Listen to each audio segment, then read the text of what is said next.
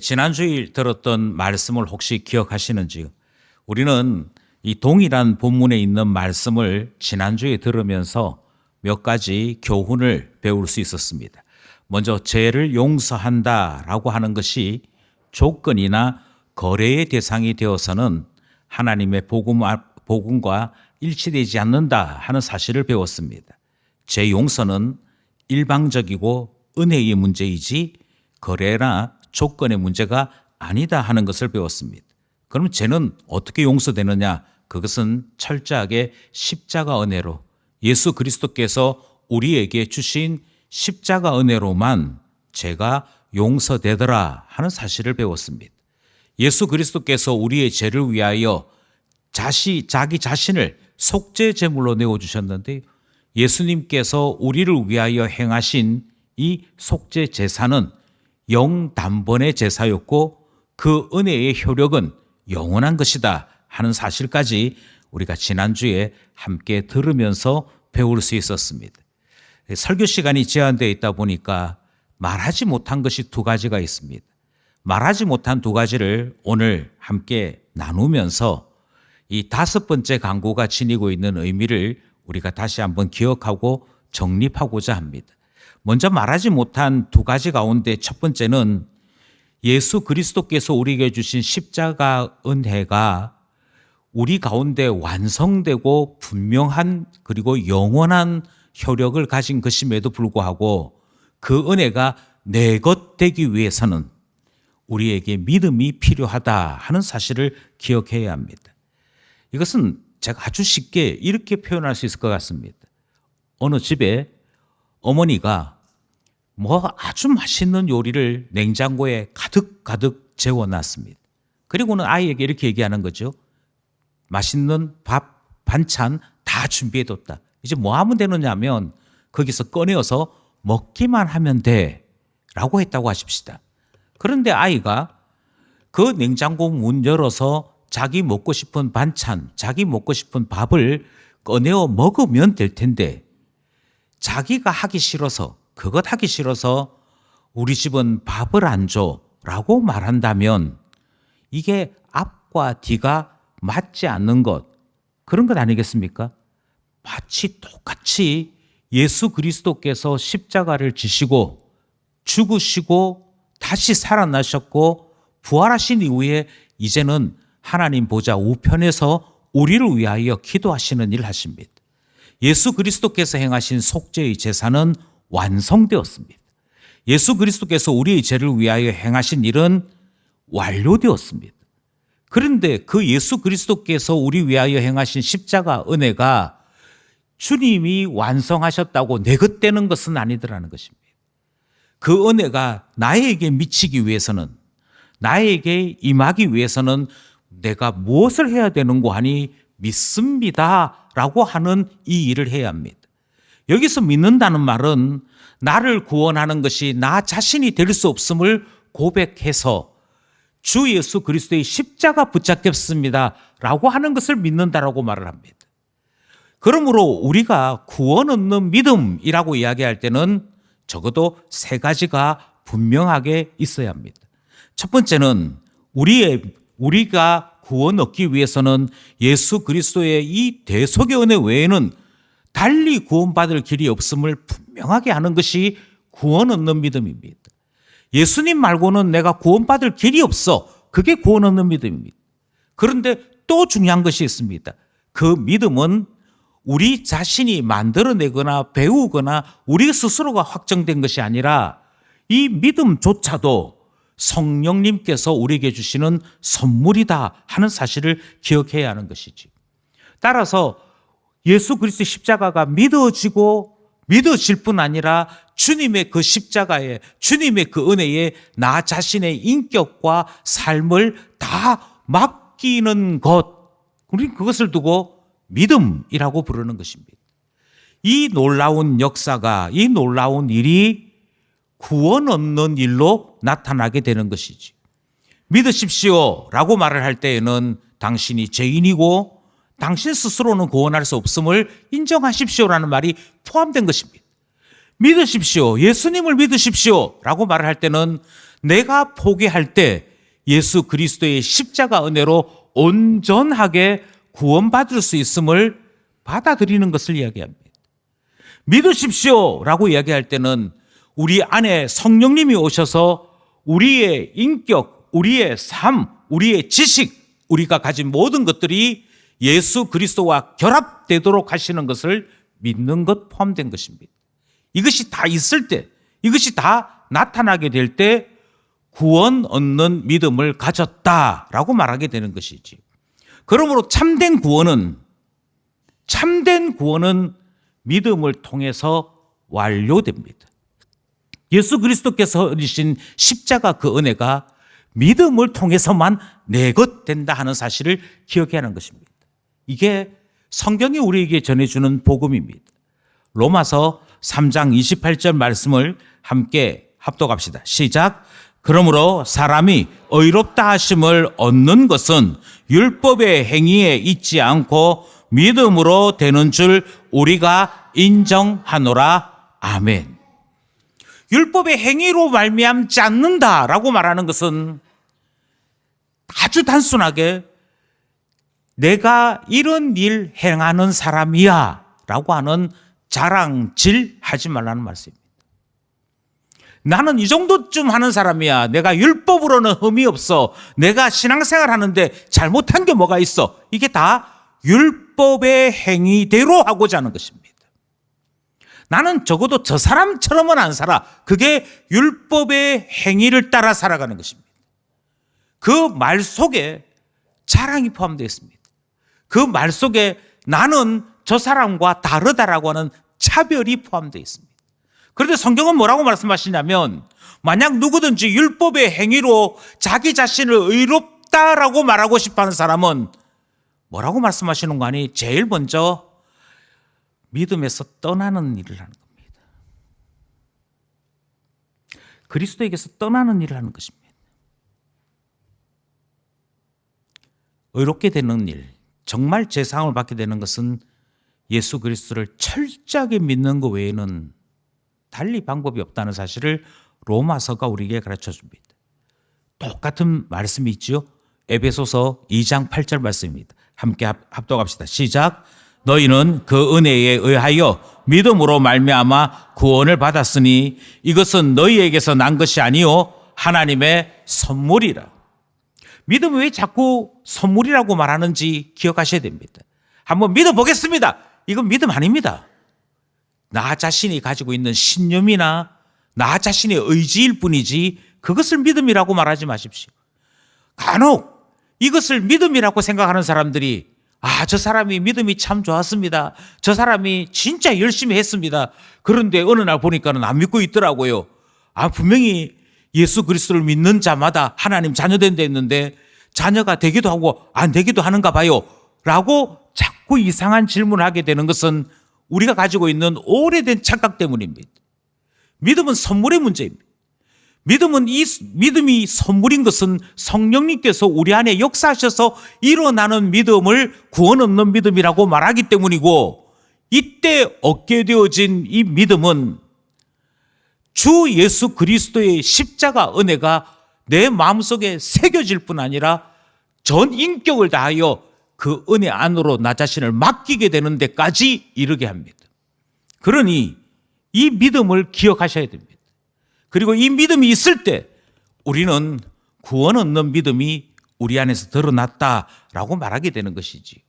그러니 이 사실부터 먼저 기억하십시오. 예수 그리스도께서 우리를 위한 구원의 길을 여셨습니다. 예수 십자가가 우리의 죄를 사하는 유일한 길입니다. 거기에 나 자신을 옮겨놓는 일, 그 십자가에 나를 묶어두는 일이 무엇이냐? 믿음입니다. 믿음이 있어야만 나 자신을 의지하지 아니하고 그 은혜로 말미암아 구원 얻는 일이 일어나게 되더라 하는 사실을 기억해야 하는 것이지요. 여기서 우리의 고민이 시작됩니다. 분명히 두 가지가 있다고 그랬습니다. 하나는 은혜고 하나는 믿음입니다.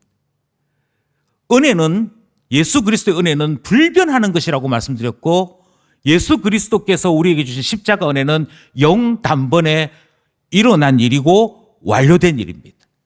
이것은 더 추가적인 일이 필요하지 않습니다. 그런데 이것은 조금 다릅니다. 여기에는 갈등이 존재합니다. 어느 날 성령님 앞에 사로잡혀서 주 성령이 우리에게 주시는 마음으로 감동되어질 때는, 우리 성령님이 우리에게 주시는 마음을 따라 우리의 인격도 감정도 지식도 온전히 사로잡혀 있을 때는 예수 그리스도의 은혜를 전적으로 고백하면서 주님, 죄인입니다. 저는 주님 앞에 자랑할 것이 아무것도 없습니다. 이 누추한 인생에 주님이 오시다니요. 이와 같은 죄 많은 저희 인생 가운데 주님이 오셔서 저와 동행해 주시다니요. 은혜를 감당할 수 없습니다. 주님의 그 놀라운 사랑을 제가 평생 잊을 수 없습니다. 이러면서 울기도 하고 때로는 어떤 사람들은 주님 앞에 헌신도 합니다. 이때는 어느 때냐면 성령에 내가 사로잡힐 때입니다. 성령에 내가 사로잡힐 때는 내가 알지도 못했던 하늘의 신비한 것을 이야기할 때도 있습니다. 예를 들어서 베드로가 성령에 사로잡혀 있을 때는 주는 그리스도시요 살아계신 하나님의 아들이라는 고백을 합니다. 사람이 가르쳐 줄 수 있는 내용이 아니었습니다. 성령님께서 베드로의 삶 속에 온전히 역사하시고 그의 지식과 지혜까지 붙잡을 때는 우리의 입에서 나오는 말이 하늘에 속한 말이 되기도 하더라는 것입니다. 그랬던 그 베드로가 그 다음에 무슨 일을 합니까? 예수님께서 붙잡히고 죽을 것을 말씀하셨을 때 갑자기 베드로 자기 자신으로 돌아갔습니다. 베드로라고 하는 육체를 가진 자로 돌아갔습니다. 다르게 말씀드리면 성령에 더 이상 감동되지 아니한 채 육체적인 자기 자신의 생각이 앞장서기 시작했습니다. 그래서 예수님께 당당히 선언합니다. 결코 그런 일이 미치지 아니할 것입니다. 누구든지 예수님을 잡으러 오면 제가 다 막아낼 것입니다. 그런데 예수님의 반응이 무엇이었냐면, 고맙다, 나를 위해서 그런 결단을 해주다니. 그렇게 하지 아니하셨고 사탄아라고 말씀하십니다. 조금 전에는 하늘에 계신 아버지께서 알게 해주신 것을 너 말했다라고 얘기했던 그 순간이었는데, 잠시 뒤에는 예수님이 베드로를 향해 사탄아라고 말씀하시는 일이 벌어집니다. 이 일이 베드로에게만 일어나지 않습니다. 우리에게도 일어난다는 것이 문제입니다. 우리에게도 일어나서 어느 날 예배를 드리면서 감동하고 감격하고 은혜를 받을 때가 있습니다.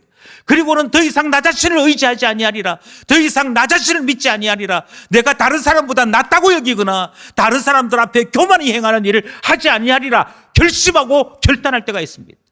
내가 사는 유일한 길은 예수님 앞에 나의 모든 삶을 맡기는 것이야. 그것을 깨달을 때가 있습니다. 그래서 죄인이지요, 저는 자랑할 것이 없습니다, 알고 보면 저 진짜 나쁜 놈입니다, 이런 이야기를 술술 할 때가 있는가 하면, 정말 사소한 것 하나 가지고, 정말 별것 아닌 거 하나 가지고 어떻게 네가 나한테 그런 말을 할 수 있어, 이것 가지고 나 자신도 괴롭고 남도 괴롭히는 일을 하기 시작합니다.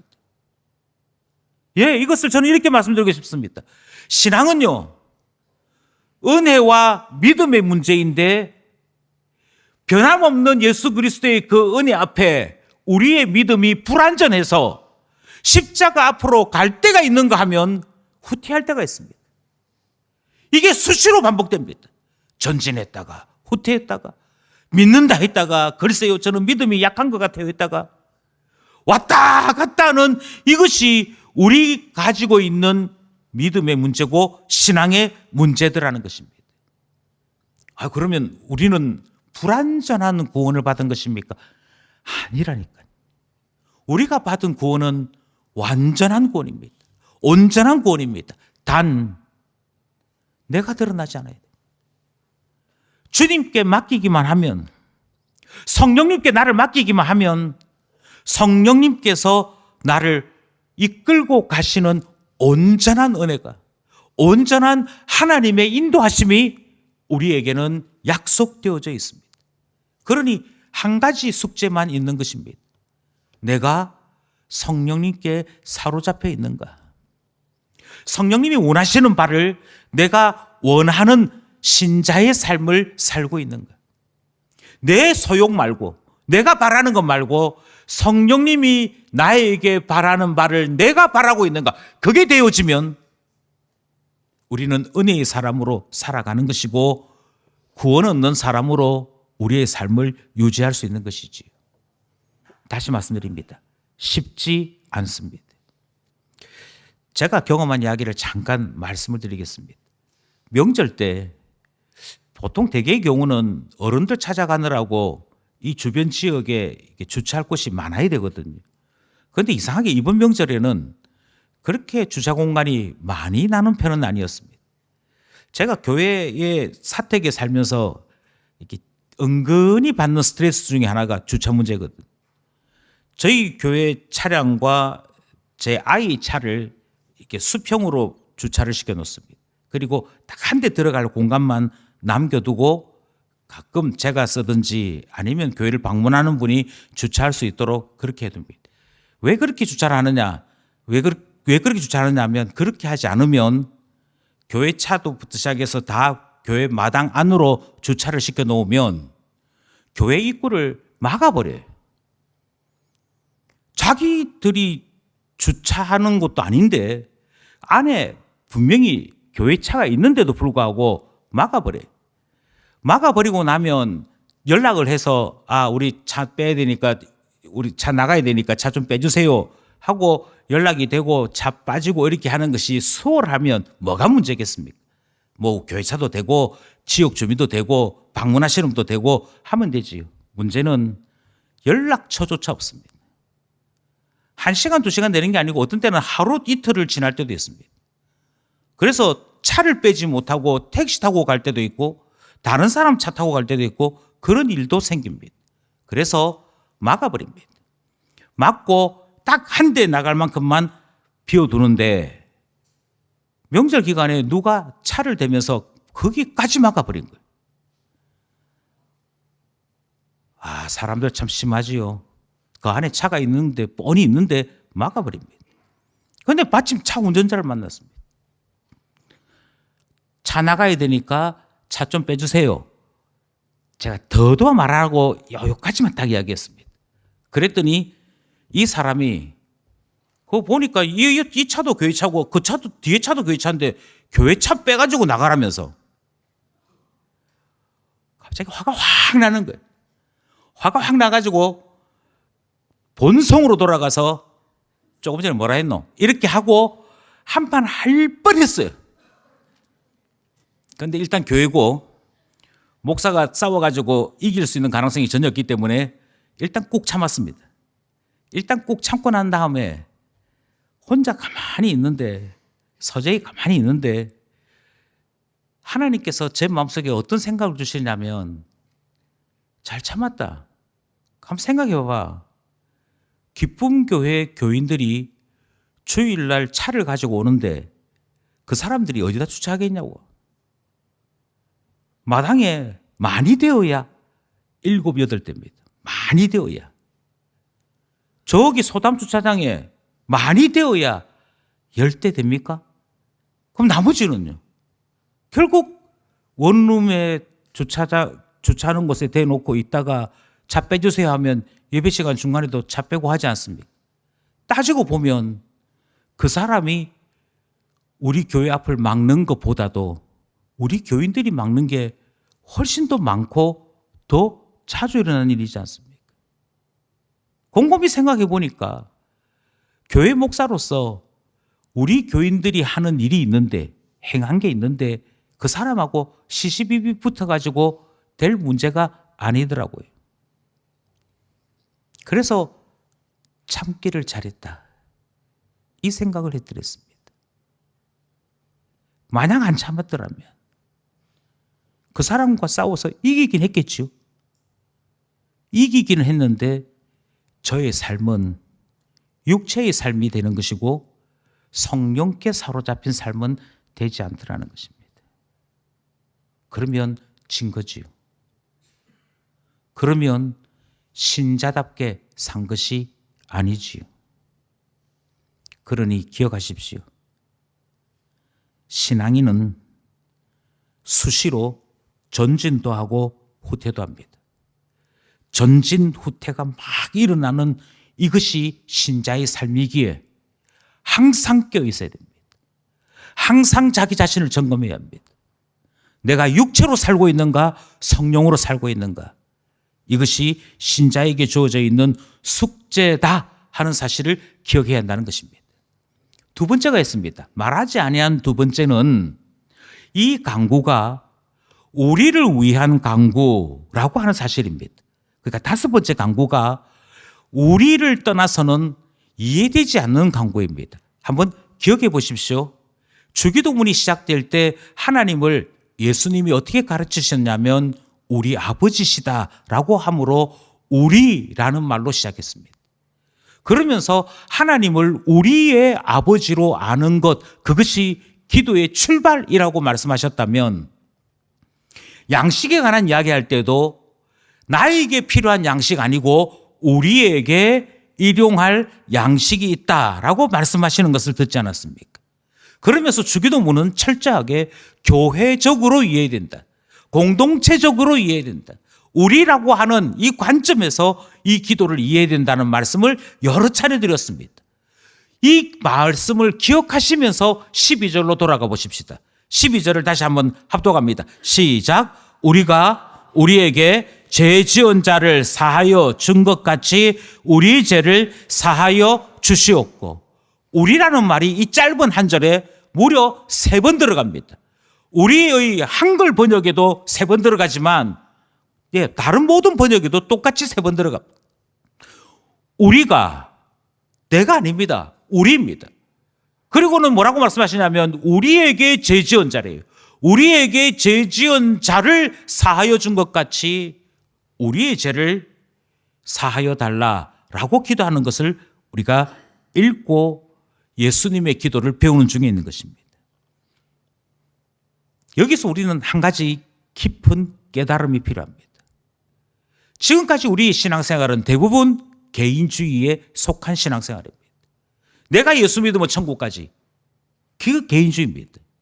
그래서 내가 예수 믿으면 천국 간다는 말 속에는 믿음이 마치 나의 결단이고 나 자신이 행하는 신실함이고 그로 말미암아서 구원이라고 하는 선물을 얻는 것처럼 생각합니다. 그런데 예수님은 지금 이 말씀을 하시면서 신앙의 가장 중요한 죄사함의 문제를 우리에게 가르치시는데 그 죄사함이 우리의 문제라고 말씀하고 있다는 것입니다. 여기서 우리가 가지고 있는 생각을 말씀 때문에 바꿀 수 있어야 합니다. 개인주의적인 신앙, 지금까지 그것이 정답이라고 생각하셨다면 다시 말씀드립니다. 아닙니다. 고치셔야 됩니다. 지금 예수님께서 말씀하신 대로 우리의 죄를 사하여 달라고 기도하는 것을 배우고 있지 않습니까? 그런 점에서 반드시 기억하셔야 됩니다. 죄는 스스로 짓는 죄가 있고 은혜 안에서 멀어지게 하는 죄가 있는데 이 모든 것들을 통해서 우리는 공동체의 소중함을 배워야 한다 하는 사실이지. 죄라고 하는 것이 원죄가 있고 자범죄가 있다는 것입니다. 자기 스스로 범한 죄가 있고 원죄가 있는데 이 사실을 받아들일 때 공동체성을 이해 못하면 이게 무슨 말인지 이해 자체가 안 됩니다. 그래서 어떻게 되느냐면 둘 중에 하나만 택하든지 둘 다 거부하는 일을 하고 마는 것이지. 먼저 원죄에 대해서 생각해 봅시다. 여러분께서는 원죄를 저지를 만한 일을 한 적이 없으십니다. 그럼 원죄는 어떻게 해서 우리에게 나타나게 되었습니까? 우리의 대표가 있었습니다. 모든 인류의 대표자가 있었습니다. 그 모든 인류의 대표자가 누구였냐면 아담이라고 하는 존재였습니다. 그 아담이 우리 모두를 대표한 대표자로서 하나님과 언약 관계에 있었습니다. 그런데 그 대표자인 아담이 범죄하게 되었을 때 우리 인류 모두가 짊어지게 된 것이 원죄의 문제입니다. 한 사람이 실패한 겁니다. 내가 실패한 게 아닙니다. 한 사람이 실패한 것입니다. 그런데 그 한 사람의 실패 때문에 인류라고 불려지는 모든 집단이 죄 아래 가두어지게 됩니다. 예수님은 이것을 너무도 노골적으로 말씀하신 것이 있습니다. 요한복음 8장 44절 말씀입니다. 함께 합독합시다. 시작. 너희는 너희 아비 마귀에서 났으니 너희 아비의 욕심대로 너희도 행하고자 하느니라. 그는 처음부터 살인한 자요 진리가 그 속에 없으므로 진리에 서지 못하고 거짓을 말할 때마다 제 것으로 말하나니 이는 그가 거짓말쟁이요 거짓의 아비가 되었음이라. 아멘. 이것은 어떤 한 사람 두 사람을 두고 말씀하신 것이 아닙니다. 여기서 말하는 너희는 모든 인류 전체를 두고 말씀하신 것이고 예수님 앞에 있는 청중 전체를 두고 말씀하신 것입니다. 심지어 말씀을 가르치는 선생인 바리새인들을 향하여 하신 말씀입니다. 뭐라고 말씀하시냐면 너희가 아담의 후예 인고로 이미 죄 아래 팔렸다. 이미 죄의 지배를 받고 있다. 그래서 아담 이후의 모든 사람들은 마귀에게서 태어나는 것이다. 태어날 때부터 이미 죄성을 가지고 태어나는 것이고 태어날 때부터 이미 그의 압이 되는 마귀를 따라 태어나는 것이다. 이렇게 말하면서 마귀가 무슨 일을 하는 줄 아느냐? 마귀가 어떤 존재인 줄 아느냐? 걔가 살인한 자야. 걔가 거짓말하는 자야. 그런데 너네들이 하는 행동이 뭐 하느냐? 사람 죽이려고 해. 너네들이 하는 행동이 뭐 하느냐? 거짓말해. 그래서 너의 아비인 마귀를 따라 너희들도 똑같이 살아가고 있어. 이 말씀하고 있는 것입니다. 내가 나쁜 생각이 자꾸 드러나요. 내가 자꾸 욱욱하게 되어져요. 내 안에 혈기가 있어서 자꾸만 한 대 쥐어 박을까 이 생각을 하게 되어져요. 예수님이 이렇게 말씀하십니다. 그 생각이 왜 나는 줄 아니? 원죄 때문이야. 그 원죄가 어떻게 해서 우리에게 나타납니까? 우리의 모든 인류에게 죽음이 있는 이유가 무엇 때문입니까? 내가 죽을 만한 짓을 했기 때문입니까? 아닙니다. 내가 그만한 짓을 했든 안 했든 상관없이 모든 인류가 한 공동체 안에 묶여서 조상 아담의 범죄 안에 놓여 있기 때문입니다. 그래서 우리 모두는 인정하든 인정하지 않든 병들고 늙고 죽고 허무한 인생을 살아가는 중에 있는 거 아닙니까? 그러니 죄가 얼마나 무서운지를 제대로 알고 계신다면 우리라고 하는 이 울타리를 벗어날 수 없음을 발견하게 되는 것이지. 이것만 있는 것이 아닙니다. 원죄뿐 아니라 우리 스스로가 자꾸 범하는 우리 각자의 죄도 있습니다. 갈라디아서 5장 4절 말씀입니다. 갈라디아서 5장 4절 말씀 시작. 율법 안에서 의롭다 함을 얻으려 하는 너희는 그리스도에게서 끊어지고 은혜에서 떨어진 자로다. 계속 말씀드리는데요. 은혜는 변함이 없습니다. 예수 그리스도께서 주신 십자가 대속의 은혜는 변함이 없습니다.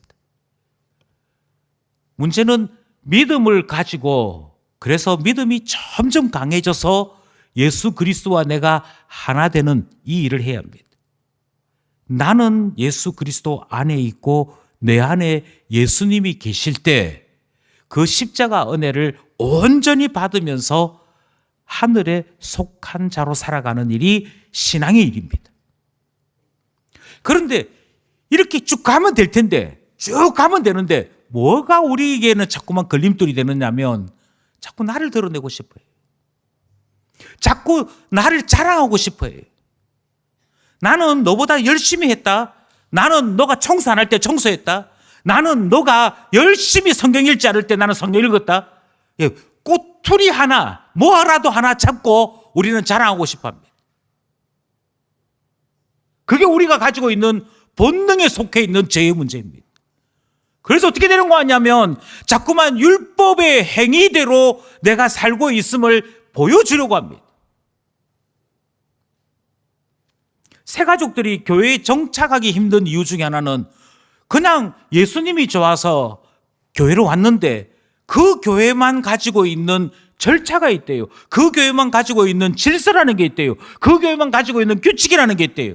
그래서 이건 이렇게 해야 되고 저건 저렇게 해야 되고 그러다가 지쳐요. 그러다가 힘들어합니다.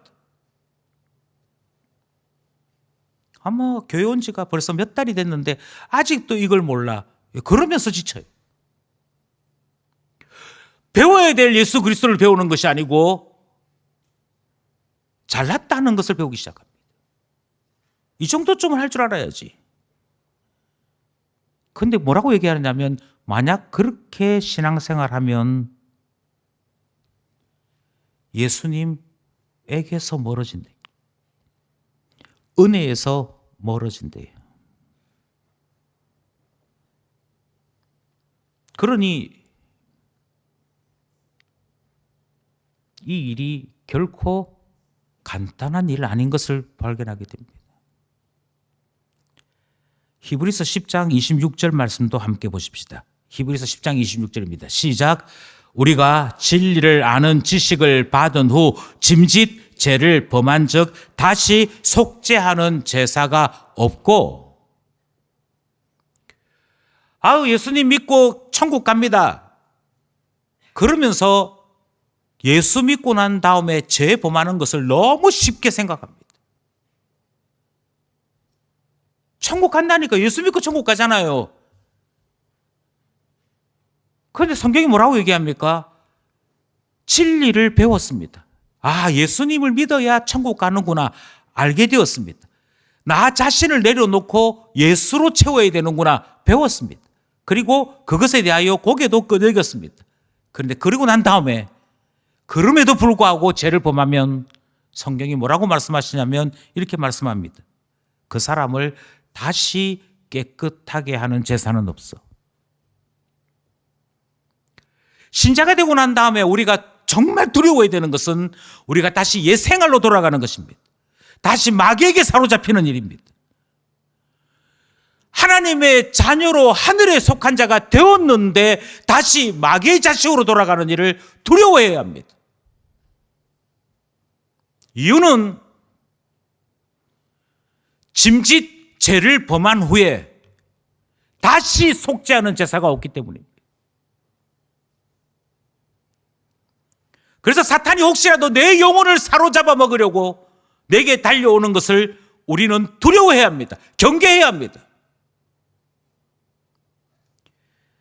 예수 십자가의 은혜가 온전한 것을 핑계 삼아 믿음으로 주님께로 나가지 않는 우리의 게으름을 변명하거나 핑계 삼아서는 아니 될 것입니다. 오히려 혹시라도 잠시라도 틈을 타는 일이 생기진 않을까, 마귀가 내 영혼을 노리는 일은 생기지 않느냐 할까, 우리는 경계하는 신앙생활을 해야 하는 것이죠. 그런데 걔 예수 믿어, 뭐 주일 한두 번 안 온다고 뭐 문제 생기겠어? 이게 우리가 가지고 있는 생각이에요. 걔가 예수 믿는다라고 하는 개인주의적인 이 모든 것이 구원도 결정하고 천국도 결정하고 하나님의 은혜까지 다 결정합니다. 아니라니까요. 아니라니까요. 장기 결석하는 사람에 대해서 살핍시다라고 말을 하는 이유는 여기에 있습니다. 시험에 들었네 하는 말을 자랑 삼아 하지 말아야 될 이유도 여기에 있습니다.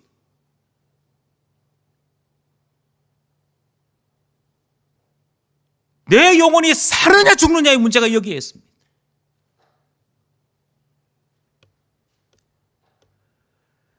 베드로후서도 똑같은 말씀이 있습니다. 꽤 긴데 그럼에도 불구하고 함께 합독합시다. 시작. 만일 그들이 우리 주 대신 구주 예수 그리스도를 알므로 세상의 더러움을 피한 후에 다시 그 중에 얽매이고 지면 그 나중 형편이 처음보다 더 심하리니 의의 도를 안 후에 받은 거룩한 명령을 저버리는 것보다 알지 못하는 것이 도리어 그들에게 나으니라. 참된 속담에 이르기를 개가 그 토하였던 것에 돌아가고 돼지가 씻었다가 더러운 구덩이에 도로 누웠다 하는 말이 그들에게 응하였도다. 아이고 차라리 복음을 모른다 할 걸, 차라리 저 사람한테 복음 가르치지 말 걸 하는 희한한 일이 벌어진다는 것입니다. 어떤 경우예요? 어떤 경우냐면 그들 자신이 예수 그리스도와는 합하지 아니하고 자기 자신의 삶, 자기 자신을 자랑하는 일, 세상에 얽매이면 저 사람들이 참 복음을 제대로 받아들이지 못해서 최악의 선택을 하는구나, 이렇게 되어진다는 것입니다. 그러니 죄 문제를 쉽게 생각해서는 안 됩니다. 죄 중에 가장 심각한 죄가 있지요.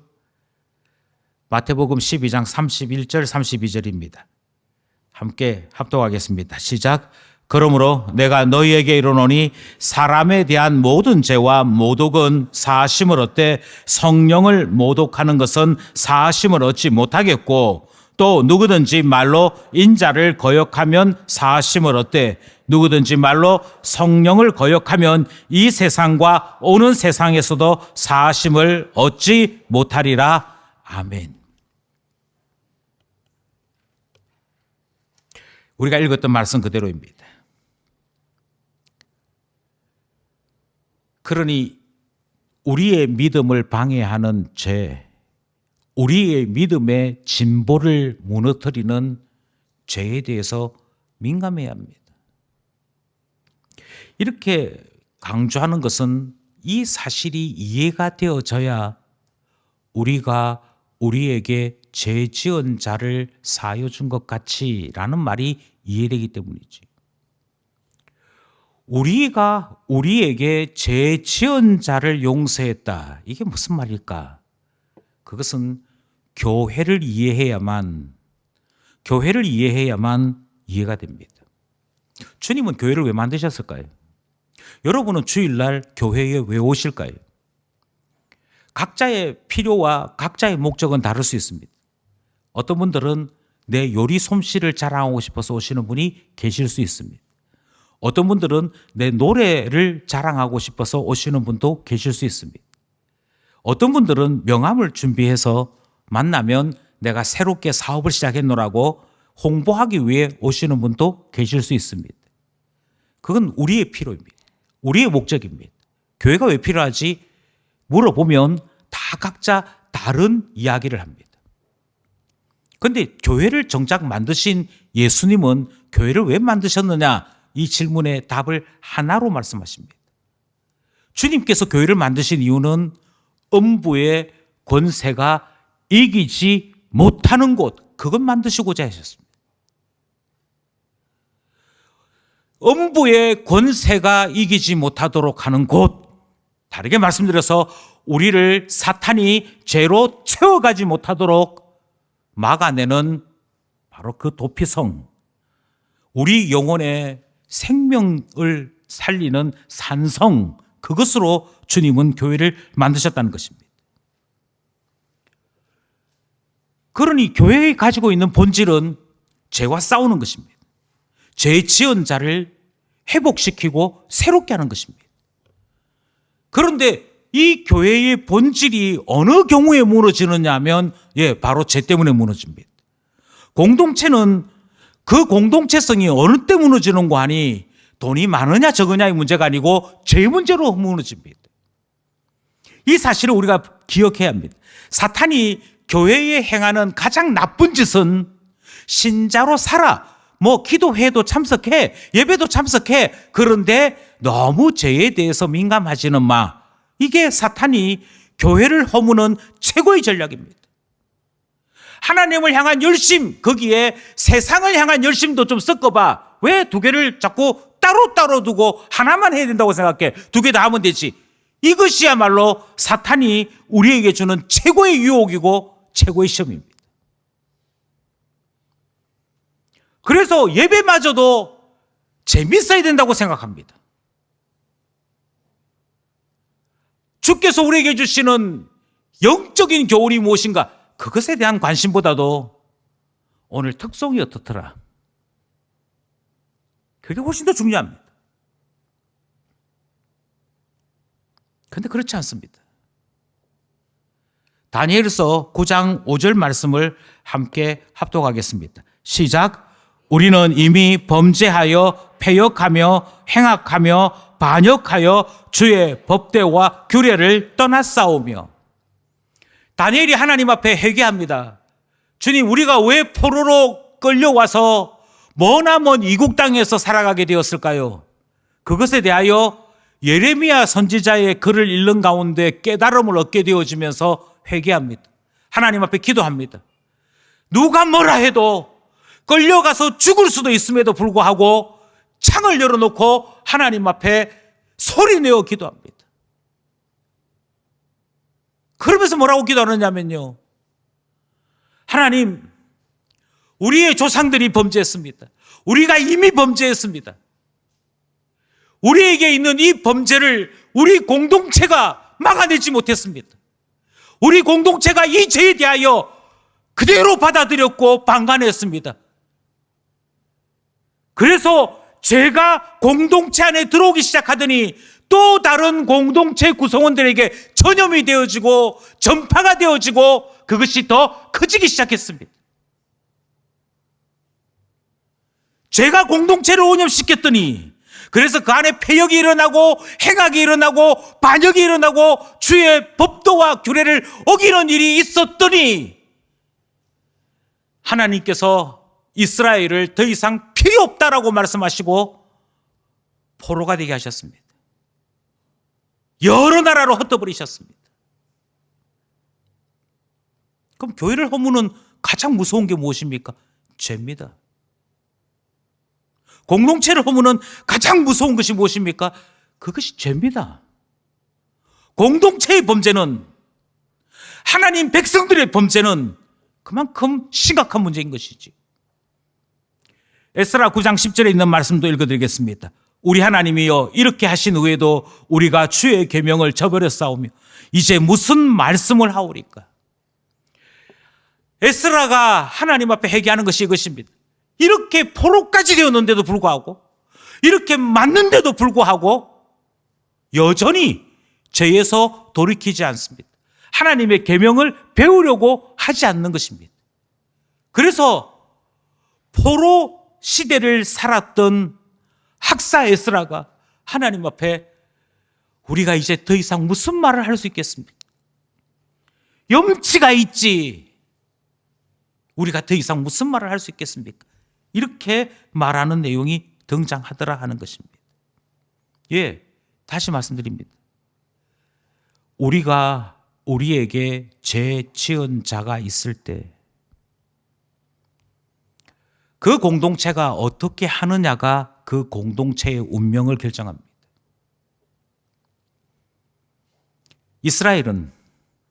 이스라엘 안에 죄가 있을 때 그것을 그대로 방기했습니다.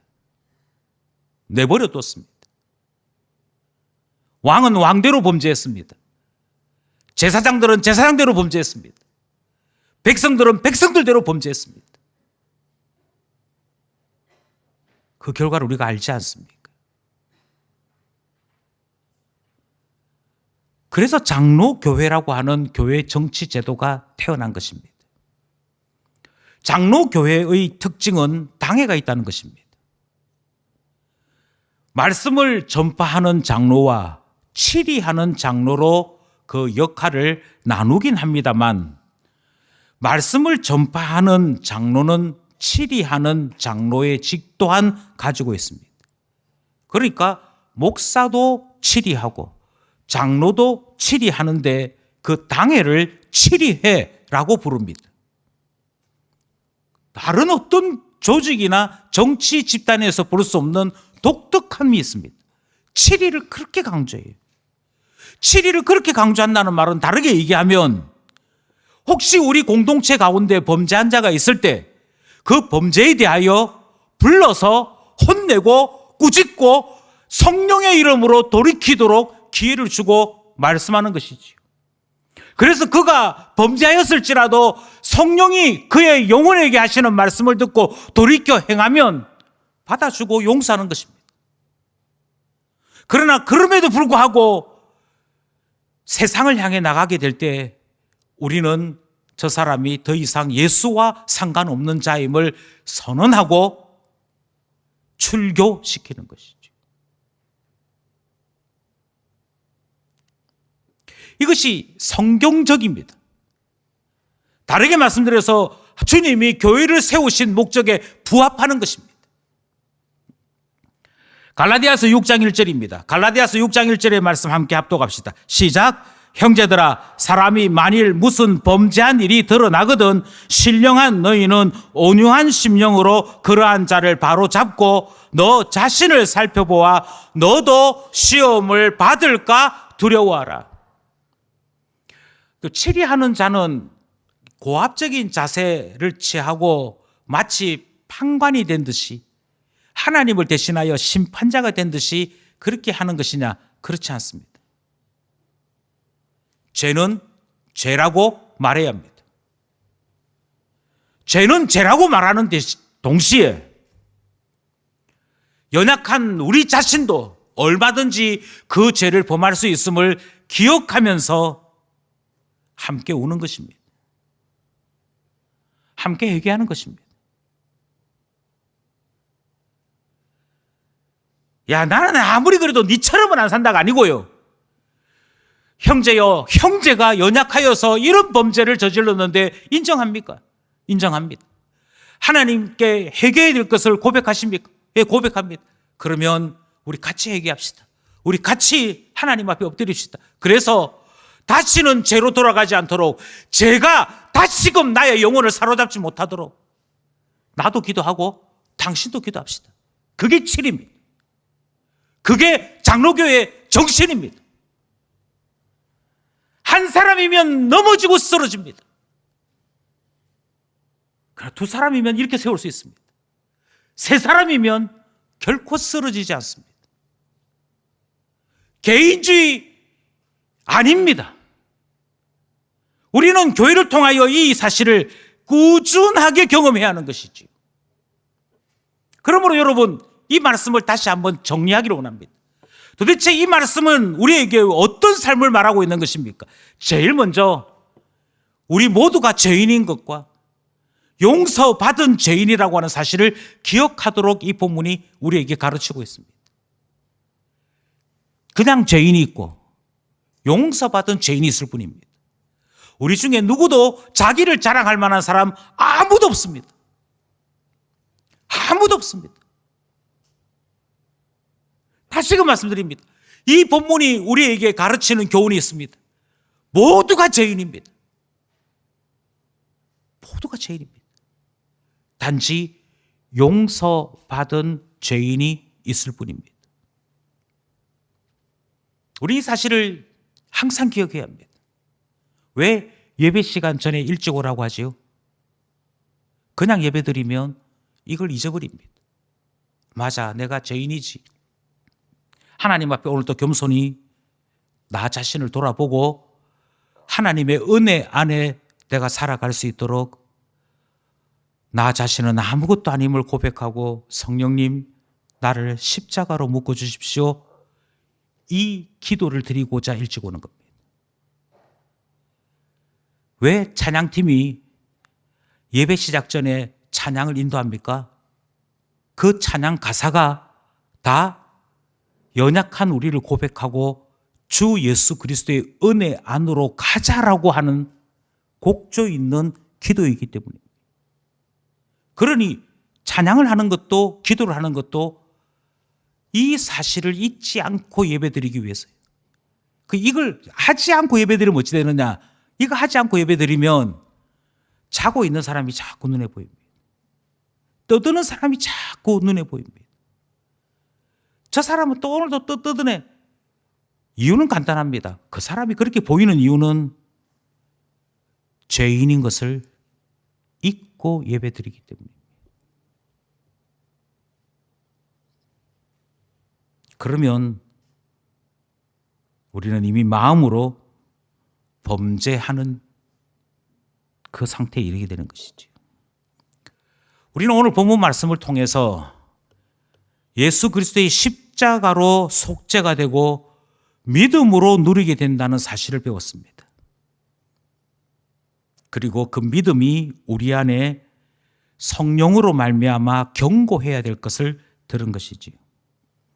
세 번째로 우리는 수시로 믿음의 자리에서 얼마든지 떨어질 수 있는 존재라는 사실도 배웠습니다.